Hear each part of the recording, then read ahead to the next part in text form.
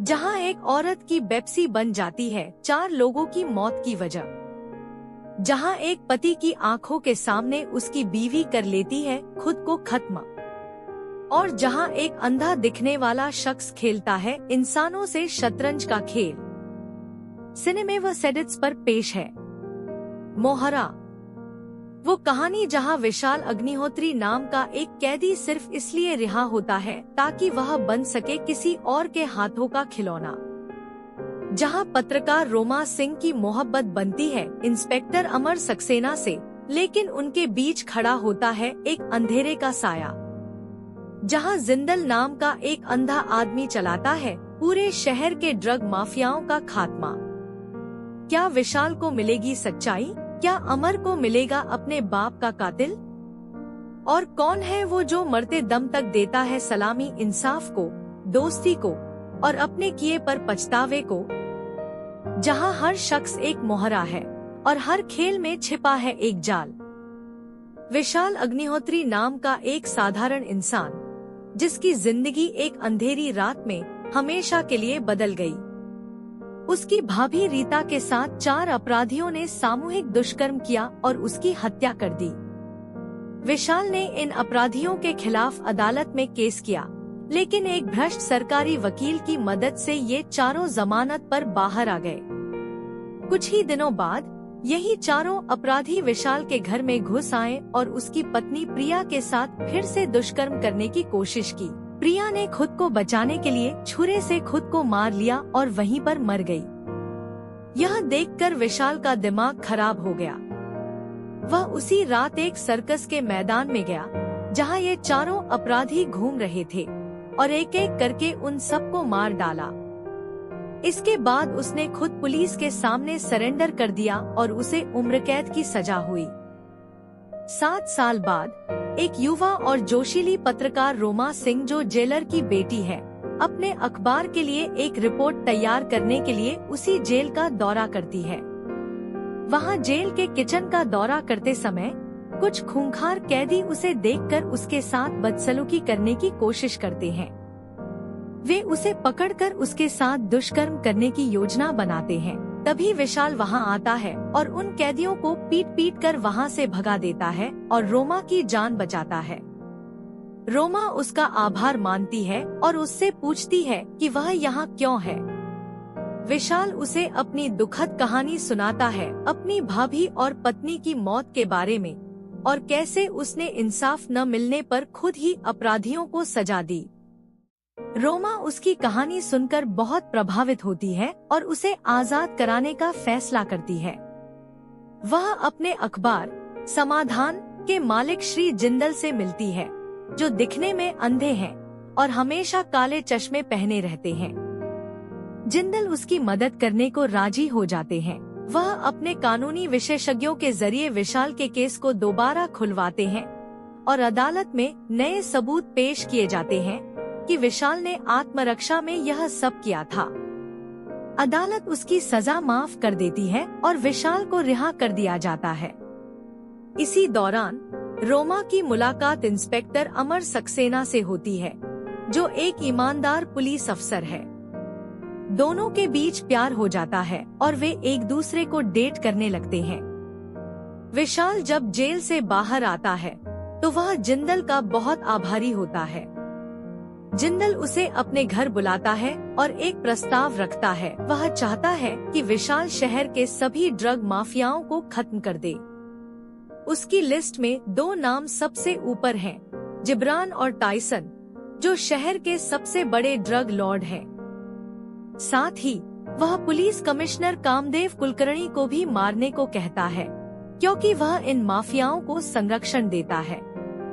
विशाल पहले तो मना कर देता है, क्योंकि वह फिर से खून नहीं करना चाहता, लेकिन जब वह अपने पुराने घर जाता है और वहां अपनी पत्नी की यादों में खो जाता है, तो उसे लगता है कि अगर वह इन अपराधियों को खत्म करेगा तो किसी और की प्रिया को यह दर्द नहीं झेलना पड़ेगा। वह जिंदल के पास वापस जाता है और इस मिशन को स्वीकार कर लेता है। विशाल एक के बाद एक जिब्रान और टाइसन के गैंग के लोगों को मारना शुरू कर देता है। वह एक खास प्लान के तहत कभी जिब्रान के आदमी को मारता है तो कभी टाइसन के, ताकि दोनों गैंगों के बीच रंजिश पैदा हो जाए। वह इतनी सफाई से काम करता है कि पुलिस को उसके बारे में पता भी नहीं चलता। इंस्पेक्टर अमर सक्सेना इन मौतों की जांच कर रहा होता है और उसे शक होता है कि इनके पीछे कोई एक शातिर हाथ है। वह विशाल पर भी शक करता है, क्योंकि विशाल हर मर्डर सीन के आसपास कहीं न कहीं दिख जाता है, लेकिन उसके पास कोई सबूत नहीं होता। अमर की मुलाकातें रोमा से होती रहती हैं और उनका प्यार और गहरा होता जाता है, लेकिन विशाल को लेकर उनके बीच कभी कभी तनाव भी पैदा होता है। जिब्रान का एक आदमी काशीनाथ है, जो पुलिस में सब इंस्पेक्टर है और असल में जिब्रान का जासूस है। वह उसे पुलिस की हर खबर देता है। जब काशीनाथ जिब्रान को बताता है कि उसके गैंग के लोगों को मारने वाला विशाल है, तो जिब्रान टाइसन को बुलाता है कि आपसी भ्रम दूर किया जाए। दोनों गैंग के लोग एक सुनसान जगह पर इकट्ठा होते हैं। तभी विशाल एक ऊंची इमारत से स्नाइपर से टाइसन के हाथ में गोली मार देता है। टाइसन समझता है कि जिब्रान ने उस पर हमला किया है और दोनों गैंग के बीच भीषण गोलीबारी शुरू हो जाती है। इस जंग में जिब्रान के भाई रिजवान और टाइसन का भाई जैक्सन समेत दोनों गैंग के ज्यादातर लोग मारे जाते हैं। टाइसन जिब्रान को गोली मार देता है, लेकिन जिब्रान मरने का नाटक करके बच जाता है और विशाल को टाइसन के पास जाकर उसे मारते हुए देखता है। अब विशाल की लिस्ट में सिर्फ एक नाम बचता है, पुलिस कमिश्नर कामदेव कुलकर्णी। वह उनके घर में घुसता है, लेकिन वहां पहुंचकर वह एक बातचीत सुन लेता है। कामदेव शराब के नशे में अपने कांस्टेबल क्रांति कुमार से कह रहे होते हैं कि यह रहस्यमय कातिल असल में समाज का भला कर रहा है, क्योंकि पुलिस कानून की वजह से इन अपराधियों को कुछ नहीं कर सकती। वह यह भी कहते हैं कि विशाल जैसे लोगों को पुलिस फोर्स में भर्ती होना चाहिए। यह सुनकर विशाल को एहसास होता है कि कामदेव वह भ्रष्ट अफसर नहीं है जैसा जिंदल ने बताया था। वह उनकी जान बख्श देता है और वहां से चला जाता है। जिब्रान, जो विशाल का पीछा कर रहा था, यह सब देख लेता है। जब विशाल जिंदल को बताता है कि उसने कमिश्नर को नहीं मारा, तो जिंदल बेहद गुस्सा हो जाता है। वह विशाल को थप्पड़ मारता है और कहता है कि उसे सिर्फ उसकी बात माननी चाहिए, सोचना नहीं। विशाल उस पर हमला करने की कोशिश करता है, तो जिंदल झटके से उसे पकड़ लेता है। विशाल हैरान रह जाता है, एक अंधा आदमी इतनी तेजी से कैसे रिएक्ट कर सकता है। तभी जिंदल अपनी आंखों से काला चश्मा हटा लेता है और साफ नजरों से विशाल को देखता है। वह बताता है कि वह अंधा नहीं है और उसने विशाल को सिर्फ एक मोहरे की तरह इस्तेमाल किया था। विशाल उसे मारने वाला होता है, लेकिन तभी जिब्रान वहां आ जाता है और जिंदल को बचा लेता है। दोनों मिलकर विशाल को बंदी बना लेते हैं और उसके पास बम रख देते हैं। मरने से पहले जिंदल विशाल को अपनी पूरी कहानी बताता है। फ्लैशबैक में दिखाया जाता है कि जिंदल पहले एक साधारण लालची आदमी था। वह जल्दी पैसा कमाना चाहता था, इसलिए वह जिब्रान और टाइसन के पास गया और उनके लिए ड्रग्स बेचने का प्लान बनाया। उसने इंस्पेक्टर करण सक्सेना, जो अमर के पिता थे, की वर्दी पहनकर नकली पुलिस इंस्पेक्टर बनकर चेक पोस्ट से ड्रग्स की सप्लाई करवाई।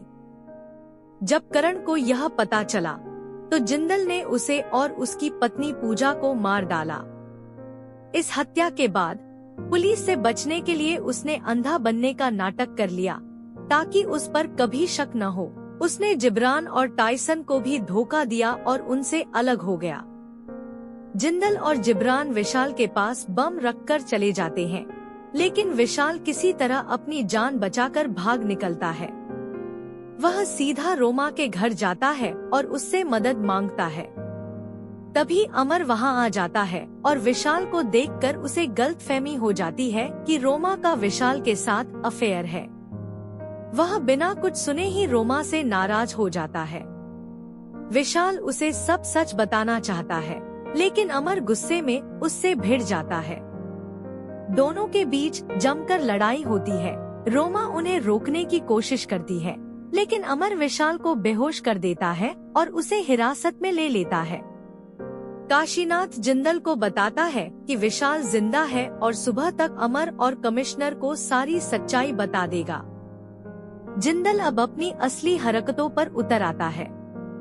वह उसी रात रोमा को अपने घर बुलाता है और उसे अपने असली रूप में दिखता है। वह अंधा नहीं है। वह उसे जबरन अपने साथ रखने की कोशिश करता है और उससे शादी करने की मांग करता है। रोमा के अखबार में काम करने वाला सिद्दीकी यह सब देख लेता है तो जिंदल उसे भी मार डालता है। रोमा को ड्रग्स देकर बेहोश कर दिया जाता है। अगली सुबह कमिश्नर कामदेव कुलकर्णी विशाल को रिहा कर देते हैं। अमर पहले तो इस फैसले का विरोध करता है, लेकिन फिर विशाल उसे पूरी सच्चाई बताता है, कैसे जिंदल उसके पिता का कातिल है। अमर, जो सालों से अपने पिता के कातिल को ढूंढ रहा था, अब जिंदल को मारने की कसम खाता है। विशाल, अमर और कमिश्नर जिंदल के ऑफिस पहुंचते हैं, लेकिन वहां उन्हें सिद्दीकी की लाश मिलती है। तभी जिंदल का फोन आता है। उसने रोमा को किडनैप कर लिया है और एक पुराने किले में उसे ले गया है, जहां देश भर से ड्रग लॉर्ड इकट्ठा हुए हैं। काशीनाथ अब पकड़ा जाता है और वह जिंदल के ठिकाने के बारे में बता देता है। विशाल और अमर उस किले में पहुंचते हैं, जहां भीषण गोलीबारी होती है। वे एक एक करके ड्रग लॉर्ड्स को मारते जाते हैं। इस लड़ाई में काशीनाथ भी मारा जाता है। अमर और विशाल मिलकर सभी दुश्मनों का सफाया कर देते हैं। आखिर में जिंदल रोमा को लेकर भागने की कोशिश करता है, लेकिन विशाल उसे रोक लेता है। जिंदल विशाल को बंधक बनाकर अमर के सामने उसे अपमानित करने की कोशिश करता है, लेकिन विशाल अचानक छूटकर जिंदल पर टूट पड़ता है। इस संघर्ष में जिंदल विशाल को गोली मार देता है और ठीक उसी पल अमर जिंदल को गोली मारकर ढेर कर देता है। इस तरह वह अपने पिता की मौत का बदला पूरा करता है। विशाल गंभीर रूप से घायल हो जाता है और अमर की गोद में गिर जाता है। मरते हुए वह अमर को सलामी देता है और कहता है कि अमर सही था, उसे यह रास्ता नहीं चुनना चाहिए था, लेकिन उसने जो किया वह अपनी पत्नी और भाभी की याद में किया। वह अमर की आंखों में देखते हुए अपनी अंतिम सांस लेता है। फिल्म के अंत में रोमा और अमर की शादी दिखाई जाती है। क्रेडिट्स रोल होते समय वे एक खुशहाल जिंदगी जीते हुए दिखते हैं। विशाल की कुर्बानी और उसके बलिदान को याद किया जाता है। मोहरा सिर्फ एक एक्शन फिल्म नहीं है, बल्कि एक ऐसे इंसान की कहानी है जो अपने परिवार को खोकर खुद एक हथियार बन गया, लेकिन आखिर में समझ गया कि इंसाफ के लिए कानून के दायरे में रहना जरूरी है। यह फिल्म राजीव राय के निर्देशन का एक बेहतरीन उदाहरण है और 1994 की दूसरी सबसे ज्यादा कमाई करने वाली फिल्म थी। दोस्तों, मोहरा की ये कहानी हमें सिखाती है कि कभी कभी इंसाफ के लिए इंसान को खुद ही कानून बनना पड़ता है, लेकिन उसकी कीमत बहुत भारी हो सकती है। विशाल ने अपने परिवार को खोया, फिर अपनी आजादी को और आखिर में अपनी जान को, सिर्फ इसलिए कि वह बन गया था किसी और के हाथों का मोहरा। अगर आपको ये ऑडियो स्टोरी पसंद आई तो सिनेमे व सेडिट्स को सब्सक्राइब जरूर करें, क्योंकि यहाँ हर फिल्म की धड़कती हुई सच्चाई बिना कटौती सुनाई जाती है, चाहे वह 1994 की हो या 2026 की। याद रखिए, इस दुनिया में हर इंसान किसी न किसी के हाथों का मोहरा है, लेकिन असली जीत उसी की है जो अपनी मर्जी से यह खेल खेलता है। शुक्रिया।